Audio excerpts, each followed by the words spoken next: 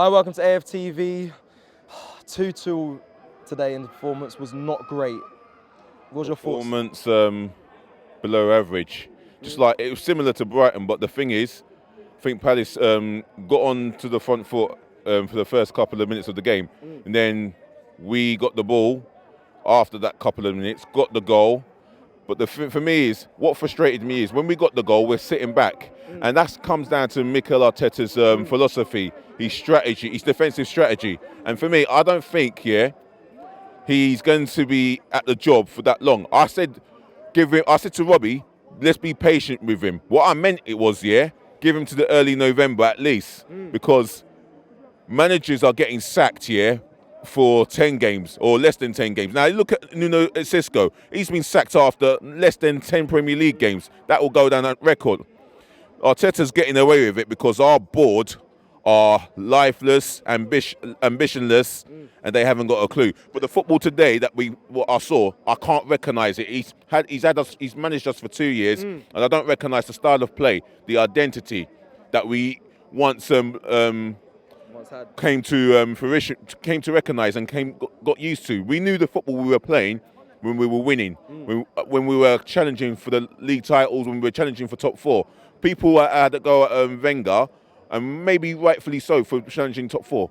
He deserves every criticism because we're in 12th to 13th to 14th place. And today, the only positive I can take from an Arsenal man of the match point of view, maybe Aubameyang, maybe Ramsdale. Now, the goals that we conceded today, the first goal, I saw it. That was the equaliser. God knows who was at fault for the first goal, but I'll tell you something. Sambi Lokonga was at fault for the second. And I'll tell you why these two goals happened. Due to the lack of discipline within themselves. And that comes within management. Why should they be allowed to be mucking about with the ball in certain dangerous areas and allowing Palace to get them 2 goals? And when we equalised, we celebrated that goal as if we've won UEFA Champions League final. Now, for me, the mentality is so wrong. And yet again, who does it come down to? Mikel, whatever. Yeah, mentality from where? The players, the fans? The mentality from the board to the management to the players. The fans don't take no blame to all of this to an extent.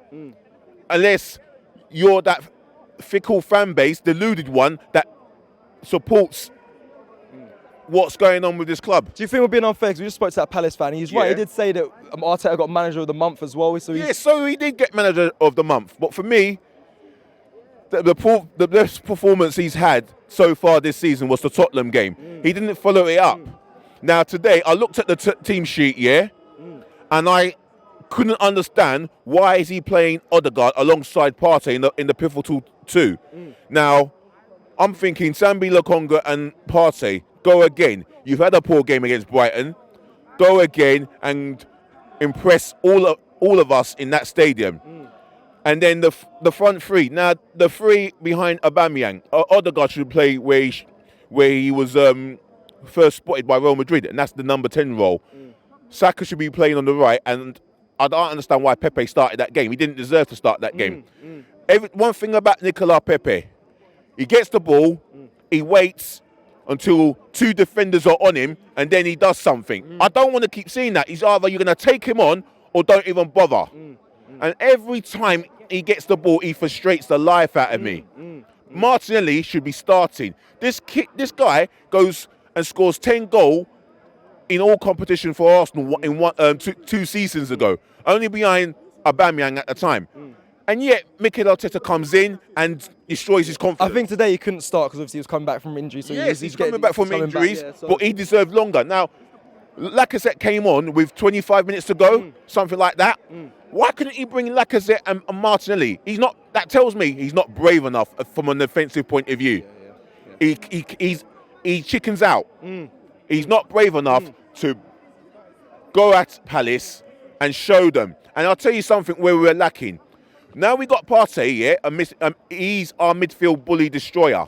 The thing is, you ain't got that link. Like, the Xavi Alonso's of the world, the Verrattis. Those type of players are hard to find. But the one that we had is Cazorla. Now, we didn't replace Cazorla. And I'll tell you something, we could have done with someone in that similar mode.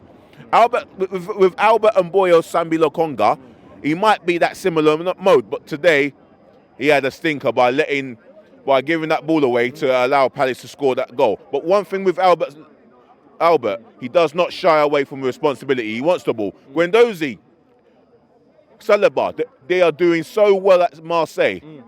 Why is that? Because they've got a coach or a manager that can get the best out of them, that can sit them down and has got time to have one-to-one meetings with them. That's what I call good one-to-one management. Mikel Arteta lacks that in abundance. Yeah. Respect.